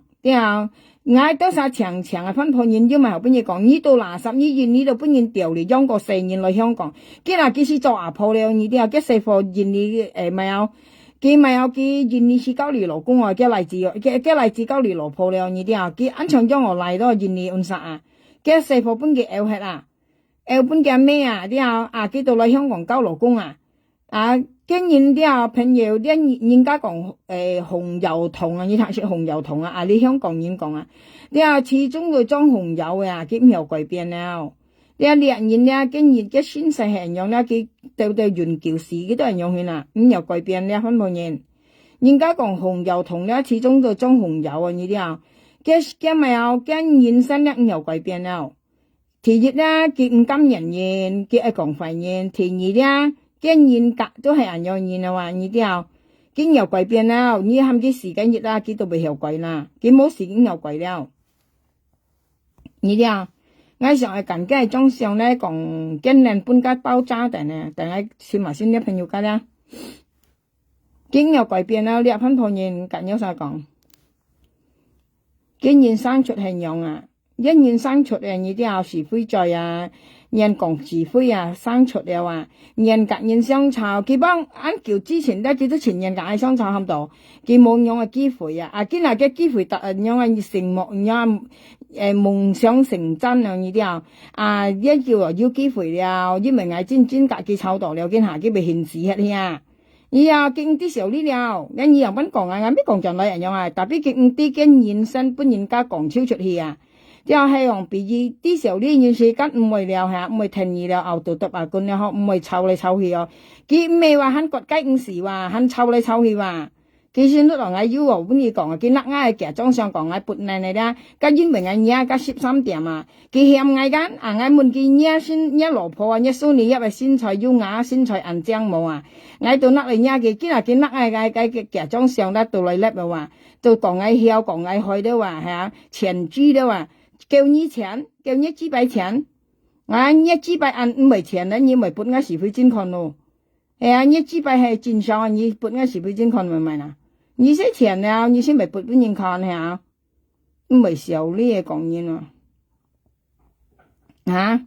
你些錢之後，你些害之後，你一知些害了，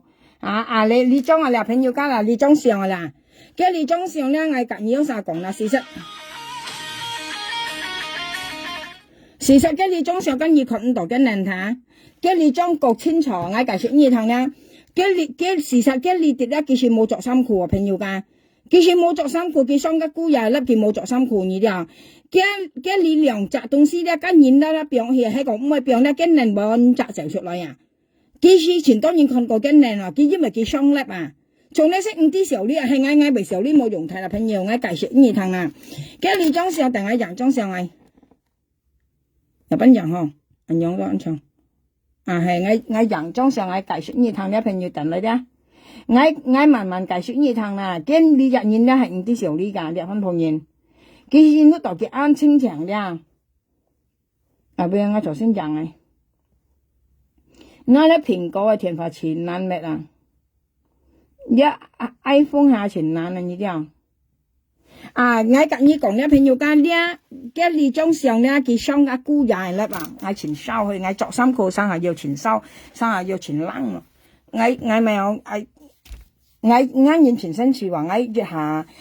按鐘咧，講威咧，讓我咪有按鐘咧，我要全收啊，家下咧咪全扔啊，家要着衫，家要脫衫啊，我全身處啊。嘅你裝上咧，我介紹呢趟朋友家咧，同埋咧，嘅你裝上咧，佢好叫啊，嘅你裝上已經要年lang 2年咯，要2年啦，不過人按叫了未見下咧，佢咧都細量啊，係天時熱啊，啲朋友天時熱啊，唔係天時冷哦，係天時冷嘅人脫衫咪冷死哦，呢啲啊係天時熱啊，即係30度啊，咧個按收嘅天氣啊，咧香港緊熱扮冷天，熱扮秋天間。到過係年5、6月啦，到秋天嘛，過係年5、6月到秋天嘛，到咧長經係年尾啊，到冷天嘛，呢啲朋友，幾度係5、6月嚟計時間啦，幾度細量廿煲睇話扮廿細量啊，呢啲啊，幾細量間幾度看家姑爺，你話姑爺係咪生喺50，老實講係50咧，可能唔係姑爺，特別係我朋友記你裝上幫我講喺度問我朋友咧係生喺都唔知佢係銀尼王啊，我唔知係銀尼王啊，因為咧我朋友講講呢隻銀尼王啊，別生粒係萬年嚟佢講，我咧係見我呢兩蚊得落咧，嘅上邊用起我講，叫係話仔佢講佢咧雙家姑爺粒講。特別姑爺係咪生喺50喎？朋友係50咧，姑爺嚇，過嚟咧，家姑爺自己上去幾度脱超嘅衫褲咧，脱超些跟人兩隻偷田仔，嘅啲人呢是全配人話，當咪幾邊啊曬白腳、白笑、白面、白熱殺面嗱樣白殺咧，因為佢當咪冇本事白嘅冇先混雜白出嚟，因為佢咧人家講陰陽計啊，然後佢陰陽計呢邊曬呢看佢白嘅冇先加未嘅冇先啊。佢當咪白熱隻咧，熱隻樣去咧，用白熱樣咧，其熱啦，佢做個普通，呢普通嘛咧，做普通啊，天咁白嘅面出嚟，佢根本認到啊，天熱咧嘅冇先咧都係陰陽計啊，即係提配嘛，佢講人家咩肥豬啊、大冧同豬，假使講佢話，佢單晒講單晒，而家啲大冧同豬樣啊，人哋講。係講雞精啊，你講咧，佢揾雜面擺出嚟，你做個米都唔怕噶，朋友家，你做個普通咪教人咯，勞工本然包都唔怕噶，當咪佢咪5咁擺揾雜啊，因為佢做佢唔得嘅嘢啦咧，熱線呢樣嘅嘢啦，熱線前強險嘢啊，你啲朋友家，熱線呢樣借咧到前強險嘢借啊，呢樣我跟你講，呢到一戰裝嘅面，佢冇隔實本人人我李裝上，呢李裝上係晒人件啫，係台灣嘅安樂咪少年聽啊，因為少年聽人嘅你裝上啊，跟住學藝堂少年聽，台灣係少年聽人我見啊，佢咧到雙家姑爺咧，或者佢冇着衫褲脱超，或者一鏡頭人度佢唔啲啊，過嚟咧到咪有跟住前西嘅個名啊咧，計下邊啊前個名叫看到啊，有西看到啊咧，過嚟咧幾千人送劍吃一田飯，過嚟咧基本人家人度嘅你裝上嚟人度了嚇，跟住到筆記啊。你哋呢度嘅戰爭人冇打扮嚟，朋友家，呢銀尼往香港係普通嘛？呢銀尼往香港普通嘛？呢啲佢深水埗做普通啊，一貴碼嚟㗎呢啲呢度嘅戰爭人裝嘅面，啲冇花冇假冇扮靚嘅啲啊，基表上唔會俾人看面間啊，呢個就個些天燒嘅嘢啲，呢啲叫個天啊，啲開眼啊。呀，係講你冇用人嘅咧，你都上得到佢錢章哦，啊你講啊嗬，猛啲個天開眼啊，個天啊啲報復嘅，唔係都係報復嘅，個天報復嘅啊，同埋個下邊會就出熱裝人樣係上單晒人單晒，啊呢做戰爭呢看啦，提嘢嗌家己看上呀，提嘢嘅眼咧，呢個眼到快心肝嘅眼啊。快心肝你啲心肝快嘅，人家講愛五金人員啊，人家好過佢五金人員啊，啲快心肝嚟啲，嘅木珠，你看嘅木珠係快心肝木珠間，第二咧嘅罪咧對人講是非啊，啲是非罪你看嚟嘅罪啊，呀前垃圾啊，啲分門件事大家攝商點差唔多啊，啲叻積啊，你啲有垃圾嘛，啊你冇看嘅數字夾張事實仍然是按無備咧垃圾啊，垃圾上面嘅罪。啊，熱，嘅牙棒棒太多嘅，你看落啊，烏間唔知為雪因冇去，唔知為麻緊羅角冇，咪嘅牙齒為烏，人嘅牙齒為烏，你看下，嘅再為垃圾嘅，你看下，啊，嘅再人嘅再角烏，你看下，你看落嘅再角啊，嘅你裝上咧到正裝係冇打扮嘅啲朋友家。啊，冇打扮嘅報國人啊，特別佢熱線咧，前日嫌人啦，撐台嚟看人嘅最信任，冇前垃圾間，啊前垃圾間，啊叫佢食2萬要食2項嘅牙齒，人啊朋友間2項嘅牙齒，啊，呢是雪人嚟啲嘛近路角啊去，雪人嚟啊計分鋪人噶，雪人嚟分鋪人多數都做普通買嘢嘅，佢雪人都做普通啊。多數係人因為佢雪因咧，佢扣嚟劑咧，佢做普通間係雪因，佢唔係雪因，佢唔唱普通話嘅啫。佢雪因嚟嘢啊，你分鋪人係雪因嚟啊，係講佢咩雪因嘅再唔可能用烏豆跌價嘅牙齒都烏突啊，你可能係啊，啊呢一度戰爭冇便宜啊，你可能啊，嗱呢一分鋪人啊戰爭啊被驚死可能啊，肯定嫌冇，你攞個小神地攤水紙擺佢落梅啊。你啲啊，你做好叫超風嘅話，見咧愛靠大腳嘅話，大腳呢個時候先話，其實愛靠你啊，其實人落大腳嘅女人呢啲啊，人家啲道光站咧，到你靠翻人嘅嚟仔愛人嘅女話，佢咁講愛看單嚟仔，愛看單嚟仔算愛搬嘅女話，你靠嚟仔啊，你博家嚟仔搬你話，你係咪細四？你實在你18、22啊？係我做價嘅，我揀數神地聽都未揀嘢。佢根本要講數神地聽價嘅識嘅牙樣下，佢講未會喎，佢講啊，我意思係識牙樣下，咪會事啊，看一面啊，你咪少啲嘛，價嘅識數神地聽識咪有識啥樣下，佢講啊，你識幾啥樣？佢講啊，你識愛識幾啥樣啊？價嘅，你冇識數神地聽做啥樣，愛識幾做啥樣啊？佢要合錯識等人呀。是非尖啊！加埋晒大田本是非尖啊！佢講偏佢不得嘛咧嘛，佢講偏人不得嘛，叫大田話嘅人佢講啊，人家咧唔知少啲啊包籌嘅你啊，佢講埋晒大田本嘅人我佢講啊，叫偏人不得嘛咧嘛呀，解條片啊，你都晒啲本事啊，你咧就愛簽出嚟，講雙大嘅叻咩講人大田本是非尖啊偏人不得嘛咧佢講是非尖嘅人係咩人啊？咪少啲嘛愛講幾嘅人，佢嗱呢一大嘅講數神地聽嘅人咧，佢根本要雙大嘅咧，佢講我睇呢些嘅人咪會佢講我要愛識呢人嚇，我呢喊嘅衫咪有喊嘅識呢啥人嚇，呢啦揾嚟唔知少啲嘢啦，合錯要合錯人嘅意思嘅識呢人樣嚇。你做普通嘅人你冇少啲價格那些人嘢都係普通嘛。你喊價格生呢普通嘛做人，你咪少呢度價格先款冇啊。你生意做落咪都少呢度嘅先款咯，肯定生意做人呢都普通嘛嚟噶。你旺角深水做普通賣搬家八工人蘿蔔掉牛白普通嘛。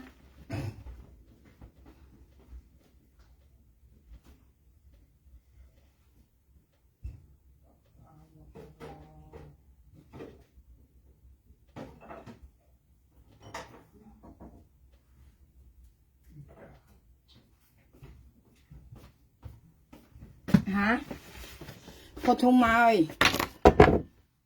我去普通朋友係用講呀，見咩喎？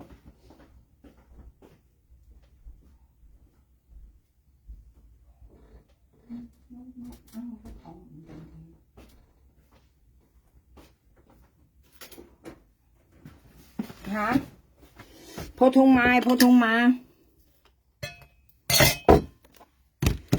嚇？佢講是非真係，我事實我前冷去。我講下咧，我要着衫，講下我要脱衫去，因為當咪咧講嗰陣時咧就前冷嘛，今日咧要前收要着衫喎，以後嗱，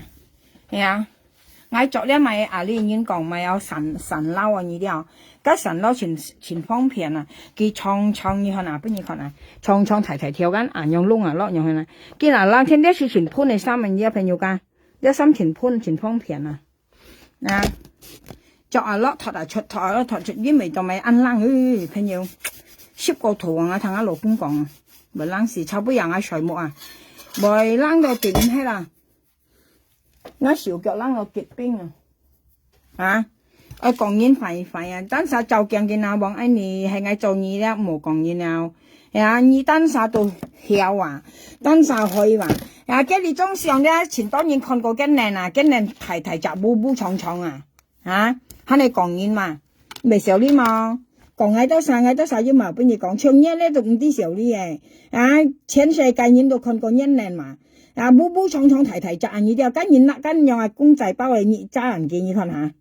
啊，你未少啲嘛，啊，你有啥看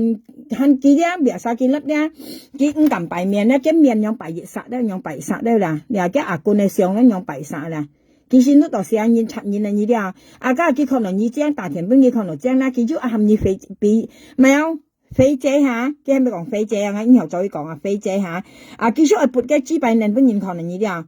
啊呢分鋪人撥緊了啊，長撥嘅資幣人本人可能成人啊，啊基本都到幾歲事啊啲啊，你50歲你資幣兩班都唔後寫到人啊，啲啊後寫到人了，我跟你講你老了啊，老豬馬了啊。你話呢啲咧叫老豬馬，尤其是一冇先，你看一冇先，為嚇死人啊！佢喐下講人獨冧同知話獨冧同啊，佢單手到獨冧同啊！呢條人係上嚟朋友家啊，唱佢撳配咧，嗌羅斯格爾講唱啲樣係冇先咧樣配到啦，家豬樣嚇，譬如今日佢咪撳配咧，啲皮照啊，你摸啊佢咧熱身皮照噶，咁有啥講啦？啲皮照噶，你又摸落去咧長皮噶。啊！佢很全強險到時間跳啊！啊！佢從第二嘅無線人配得是橋人嚟啊！咧朋友間咧是橋人啊！你看嘅無線攞個大冧同樣啊！啊配又攞個豬樣，係第二你冇你裝上切緊啱本佢講啊！又問啲腰你裝上佢很全講咧話，啊佢冇很全講嘅，加時辰地聽嚟無線前肢有大冧同肢，你識講你前肢話，你前肢嘅原因咧，你本時被真困有病啊！啊！呢度二度前肢了，啊！你支開咧，呢二度係本時飛針就掉啊！呢超級狀氣你本佢掉冇掉到啊！呢度支開，呢同埋你用甩罐嚟撩牛白啊！過嚟咧，佢講大冧同咧，大冧同佢單手到大冧同，你看一部先嚇，呢係四圍部先嘛？呢係四圍部先啊，朋友㗎！啊！有晒看我橋人人係上啊，朋友我橋人跳舞啦，我邊日看啊？家邊日13點喺劍啱上啊，幾咁險矮話，我為笑死喺度才講開嚇，我咩橋人啊？係橋人冇前人嚇，係前人係橋人，我邊日看我上啦。朋友家13點解本日劍啱上，我為笑死啊！佢拿啱上骨佢嘅阿罐喺度啊！過嚟嗌媽佢講一落婆事啦，以為拿啱上佢都拿出係啦。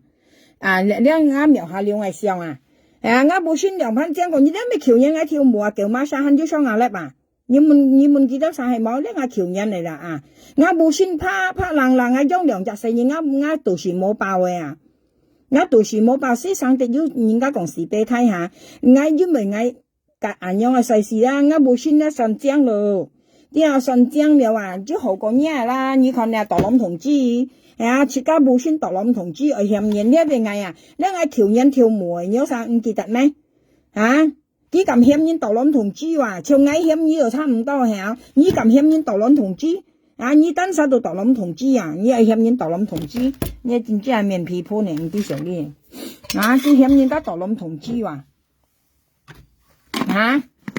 人家係無先擺出來都好過你啊，10倍8倍啊，你係嫌人。你單手借就嫌人借，單手攞又嫌人攞，單手曉又嫌人曉，單手開又嫌人開，係你一支幣唔會開啊，但你唔會本是非真看了啊，你一支幣唔會開，你唔會托你本是非真看了白了啊，唔會寫是非真做樣了啊，係你支幣唔會開啊，你唔會寫個是非真做樣了啊，你寫支幣開先唔會寫是非真做樣了。當咪你肯聽講嘢啦，講花姐支幣開個無必好的話，你支幣唔係開你為本是非真看啦，你當咪食量成一白啊，出一兩扛一白你看啦，你當咪為隔一羅妹勞工啊，你支幣唔係開你為願意交嚟勞工嚟香港要交勞工啊，你支幣唔係開你當咪為樣做啊。你支幣唔係開你願意本人家調用嚟4年來香港交勞工，交嚟勞工時日要盡係願意隔離期高到盡香港要隔人一勞咪勞工，你支幣唔係開你當咪為樣做啊？你看你係你過去嘛？係你支幣過去冇啊？時辰隔人嘅勞工啊，本人調啊，係咪你過去啊？過嚟你啊咧4兩扛我白都是非真看啊！你咪少啲嘛，生冇面，睇你講完支幣去。你隔嗌都生意爭恩人哦，我跟你講啊，你隔嗌爭恩人啊，你戰爭係支幣去啊，唔係少啲啊，你戰爭係支幣去，唔係少啲啊，你支幣去啦，亡國賣我白咧啦，做普通話貴碼啦，貴碼睇話啦，貴碼，唔啲少啲啊，貴碼，常講廢言啊，越裝載啊，你說白係隔人家簽是灰嘢啦，講人講個超市單衫冇就鏡啊啦，最衰少最超些你話，你最超嘅啊，冇人變呢個超了啊，超市啊，你超市啊，超市啊，你超市啊，你碰超市啊，支幣本人掉到飯啊你啦，買齋都可以溜啊。買個齋都可以溜一支啊！你做普通買個支幣齋你都夾去做啊！你普通買熱雪爆就空牛白本人掉啊！熱雪爆空牛白本人掉啊！唔係時候你肯你講嘢啊！你肯你甩面嘅時候講嘢啊！香港咪多這看壓力啊！你唔見我講乜為啥啦冇？你都做普通嘅嘢啦！你都當貴嘢啦，愛講嘢你都普通話都愛講嘢啱咧咪到香港這看你唔見愛講嘢為啥啦冇？普通話貴碼你話成願意交嚟勞工來香港隔落嘅勞妹勞工半嘅勞妹勞工屌既然要到盡嚟做普通裝紅油嘅同咧始終都係裝紅油啊！曉超係曉啊，開超係開啊！一做五毛嘅東西，始終都係成世你都搣唔甩啊！你都係做咧五毛嘅東西啊！你都曉開啊，五毛嫌人了啊！設家單手開五毛嫌人開啊！設家單手曉五毛嫌人曉啊！設家唔轉檔五毛嫌人唔轉檔啊！貴碼頭普通話15叔啊，是非真講嘅15叔啊，呢啲是非真個咪講嘅15叔啊，因為說落嘅3月啊，佢看我本是非真看啊，是非真即講嘅15叔啊，佢3月啊，架是非真認識嘅看我本是非真看啊，唔知少咧。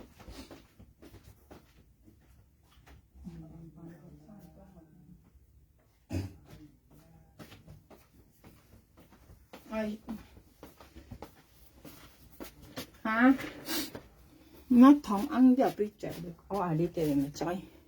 ngã chìm chìm rồi hả唔知少啲ơi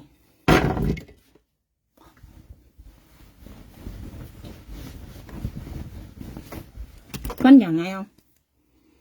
唔知少啲嘢我前踩到好過你啊我愛你讓我設計啊人家啦垃圾嚟分鋪你